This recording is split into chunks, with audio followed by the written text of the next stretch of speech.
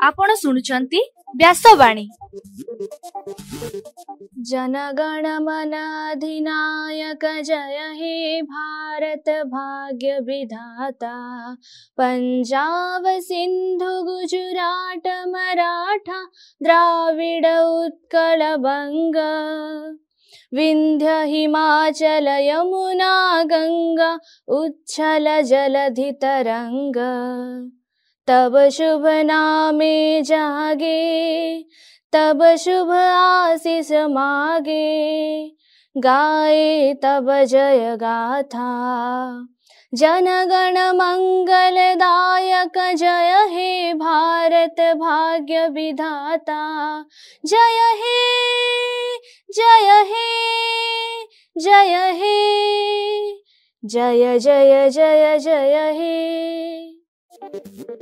या कुंदेन्दु तुषार हार धवला। या शुभ्र वस्त्रामृता। या वीणा वरदंड मंडित करा। या श्वेत पद्मासना। या ब्रह्मा श्रुत शंकर प्रभृति देवै सदा वंदिता। सा मां पातु Saraswati Bhagwati. निशेष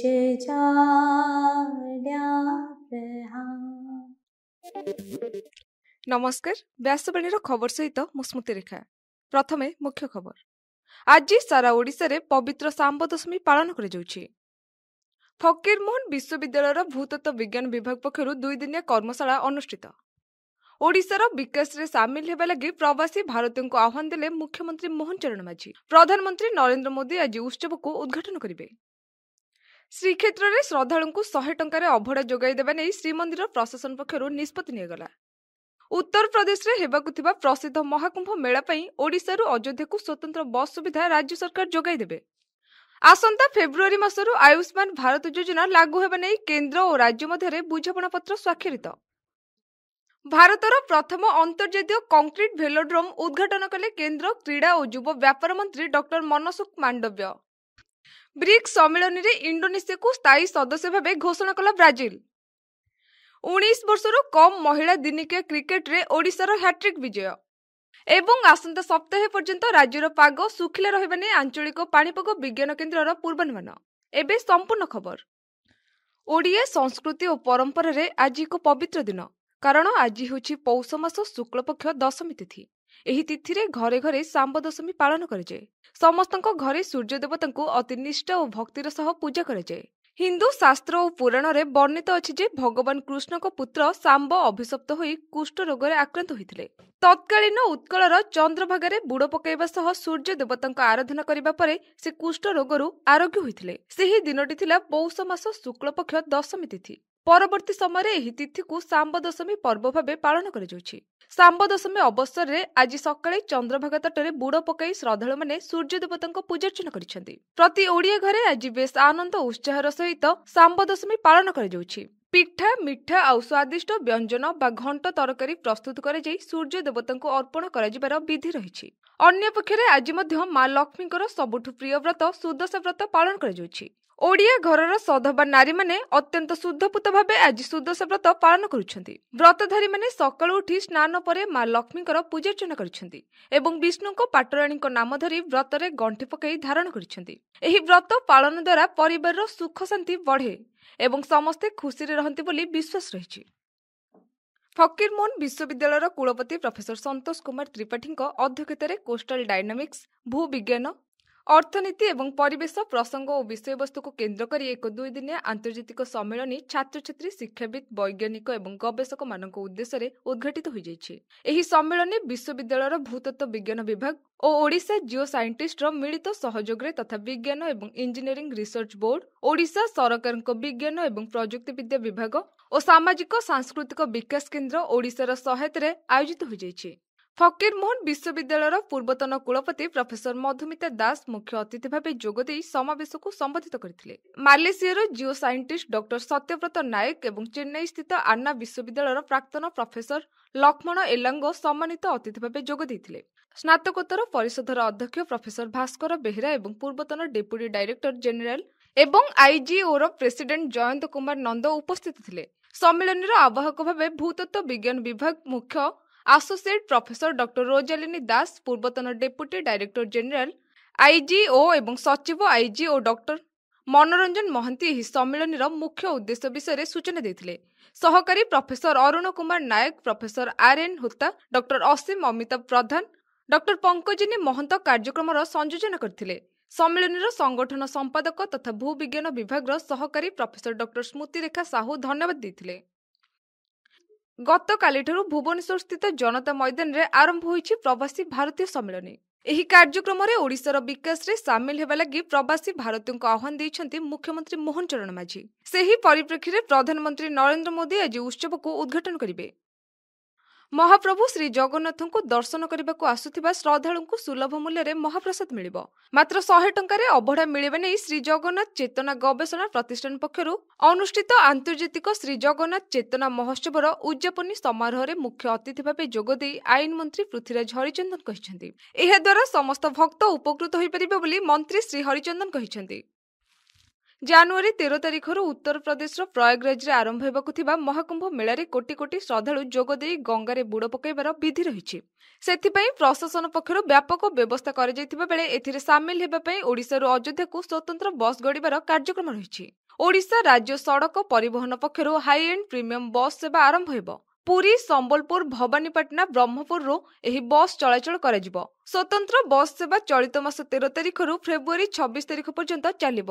OSRTC website, mobile ଆପ୍ରେ ଟିକେଟ ବୁକିଂ କରିହେବ ବୋଲି ଓଆରଟିସି ପକ୍ଷରୁ କୁହାଯାଇଛି। ରାଜ୍ୟରେ ଆସନ୍ତା ଫେବୃଆରୀ ମାସରୁ ଆୟୁଷ୍ମାନ ଭାରତ ଯୋଜନାକୁ ଲାଗୁ କରିବା ପାଇଁ ରାଜ୍ୟ ସରକାର ପଦକ୍ଷେପ ନେଇଛନ୍ତି। 70 ବର୍ଷ ବୟସରୁ ଉର୍ଦ୍ଧ୍ୱ ଲୋକଙ୍କୁ ମଧ୍ୟ ଆୟୁଷ୍ମାନ ଯୋଜନାରେ ସାମିଲ ହେବା ପାଇଁ ପ୍ରକ୍ରିୟା ଚଳିତ ମାସ ଶେଷ ସୁଦ୍ଧା ଆରମ୍ଭ କରାଯିବ ବୋଲି ସ୍ୱାସ୍ଥ୍ୟ ବିଭାଗ ପକ୍ଷରୁ ଜଣାପଡ଼ିଛି। କେନ୍ଦ୍ର ସ୍ୱାସ୍ଥ୍ୟ ମନ୍ତ୍ରୀ ଜେପି ନଡ୍ଡା, ମୁଖ୍ୟମନ୍ତ୍ରୀ ମୋହନ ଚରଣ ମାଝୀ ଓ ସ୍ୱାସ୍ଥ୍ୟ ମନ୍ତ୍ରୀ ମୁକେଶ ମହାଲିକଙ୍କ ଉପସ୍ଥିତିରେ ଆସନ୍ତା ସପ୍ତାହରେ କେନ୍ଦ୍ର ଓ ରାଜ୍ୟ ସରକାରଙ୍କ ମଧ୍ୟରେ ଏହି ବୁଝାମଣାପତ୍ର ସ୍ୱାକ୍ଷରିତ ହେବାର କାର୍ଯ୍ୟକ୍ରମ ରହିଛି। ତେବେ ଓଡ଼ିଶାରେ ଜାରି ରହିଥିବା ବିଜୁ ସ୍ୱାସ୍ଥ୍ୟ କଲ୍ୟାଣ କାର୍ଡ, ନୂଆ ନାଁ ଗୋପବନ୍ଧୁ ଜନ ଆରୋଗ୍ୟ ଯୋଜନା ସହ ଆୟୁଷ୍ମାନ ଭାରତ ଯୋଜନାକୁ ଲାଗୁ କରାଯିବ। ଏହି ସ୍କିମ୍ ଓଡ଼ିଶାରେ ଇନ୍ସୁରାନ୍ସ ବଦଳରେ ଆୟୁସୁରାନ୍ସ ଭଳି କାର୍ଯ୍ୟ କରିବ। ଗତକାଲି କେନ୍ଦ୍ର କ୍ରୀଡ଼ା ଓ ଯୁବ ବ୍ୟାପାର ମନ୍ତ୍ରୀ ଡକ୍ଟର ମନସୁଖ ମାଣ୍ଡବ୍ୟ କିଟ୍ର ମିନତୀ ମହାପାତ୍ର ସାଇକ୍ଲିଂ 250 ମିଟର ବିଶିଷ୍ଟ ଏହି ଭେଲୋଡ୍ରୋମ୍ ଭାରତର ପ୍ରଥମ ଅନ୍ତର୍ଜାତୀୟ କଂକ୍ରିଟ ସାଇକ୍ଲିଂ ଭେଲୋଡ୍ରୋମ୍। ବ୍ରିକ୍ସ ସମ୍ମିଳନୀରେ ଇଣ୍ଡୋନେସିଆକୁ ସ୍ଥାୟୀ ସଦସ୍ୟ ଭାବେ ଘୋଷଣା କଲା 2025 ବର୍ଷର ଅଧ୍ୟକ୍ଷ ଦେଶ ବ୍ରାଜିଲ। ଇଣ୍ଡୋନେସିଆର ବୈଦେଶିକ ମନ୍ତ୍ରଣାଳୟ ମଙ୍ଗଳବାର ଦିନ ଏକ ବିବୃତ୍ତିରେ ଏହି ଖବରକୁ ସ୍ୱାଗତ କରି ବ୍ରିକ୍ସ ସଦସ୍ୟ ହୋଇ ଅନ୍ୟ ବିକାଶଶୀଳ ଦେଶମାନଙ୍କ ସହଯୋଗ ଏବଂ ସହଭାଗିତା ବୃଦ୍ଧି କରିବାରେ ସାହାଯ୍ୟ କରିବ ବୋଲି କହିଛି। ବାଙ୍ଗାଲୁରୁରେ ଚାଲିଥିବା 19 ବର୍ଷରୁ କମ୍ ମହିଳା ଦିନିକିଆରେ ଓଡ଼ିଶା 7 ୱିକେଟରେ ଉତ୍ତରାଖଣ୍ଡକୁ ହରାଇଛି। ଏବେ ପାଣିପାଗ ଖବର।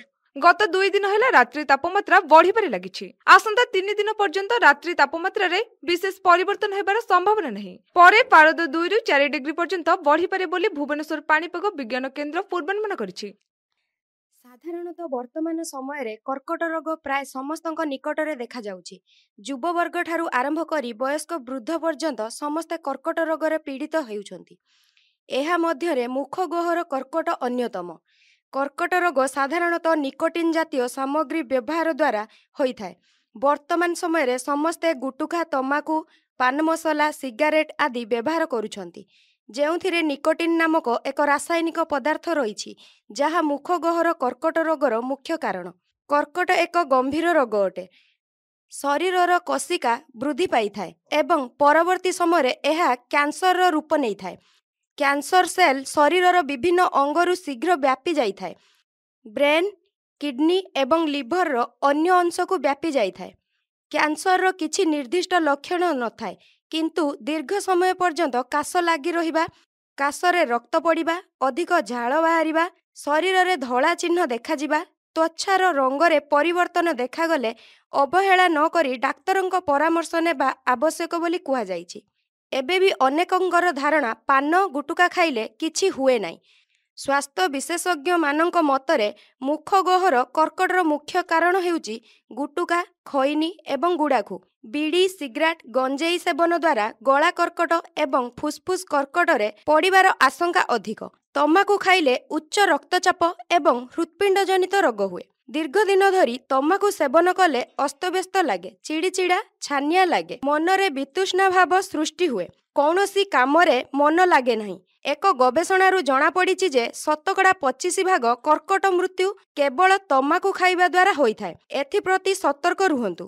ମାଦକ ଦ୍ରବ୍ୟ ସେବନ କରନ୍ତୁ ନାହିଁ, ସୁସ୍ଥ ଜୀବନଶୈଳୀ ଆପଣାନ୍ତୁ, ସୁଷମ ଖାଦ୍ୟ ଖାଆନ୍ତୁ, ମାନସିକ ଚାପରୁ ଦୂରେଇ ରୁହନ୍ତୁ, ନିଜ ମନକୁ ଦୃଢ଼ ଏବଂ ଶାନ୍ତ ରଖନ୍ତୁ। ଶାରୀରିକ ବ୍ୟାୟାମ ଓ ଯୋଗ ଅଭ୍ୟାସ କଲେ ତମାଖୁ ନିଶାଠାରୁ ଦୂରେଇ ରହିପାରିବେ। ତମାଖୁ ସେବନର କୁପରିଣାମ ବୁଝନ୍ତୁ, କର୍କଟ ରୋଗରୁ ଦୂରେଇ ରୁହନ୍ତୁ, ସଚେତନ ହୁଅନ୍ତୁ ଏବଂ ଜୀବନ ବଞ୍ଚାନ୍ତୁ।